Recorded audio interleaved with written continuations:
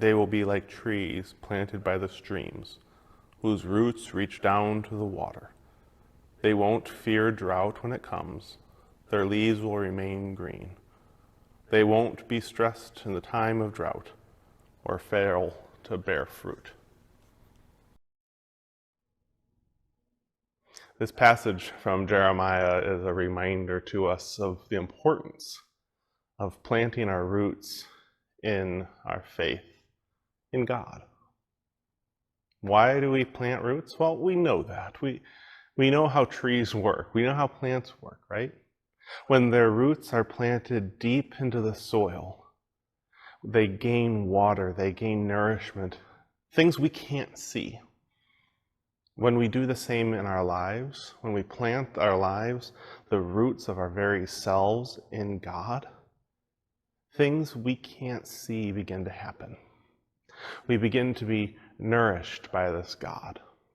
We begin to let the love fill us and help us to grow. And sometimes all of this is happening in ways that we can't even see. Or maybe we ourselves don't even notice on a daily basis. But it's happening. And notice how Jeremiah doesn't tell us that by being rooted in God, that there will never be a drought. Jeremiah doesn't say that. He says that when the drought comes, we will not be malnourished. The drought does come. Now, here we're using the analogy, of course, of no water, and this plant that has soaked up enough water in its roots that it's going to survive. But that drought in our lives comes in moments of grief, moments of disaster, moments of trauma, of anxiety. That's when that drought comes. I remember about 4 years ago when my dad passed away unexpectedly, and we found ourselves not only feeling the grief, but also the trauma of that sudden death. And it was incredibly difficult. It was an incredibly trying time, and I'm so grateful for family and friends who drew close, and for the encouragement to seek counseling and care and all of that. And so much of that was digging into the roots that I'd planted throughout my life. And so when that grief came, when that trauma came and settled in and found its way into my life, I was able to rely on those roots, trusting that I would get through the drought, right?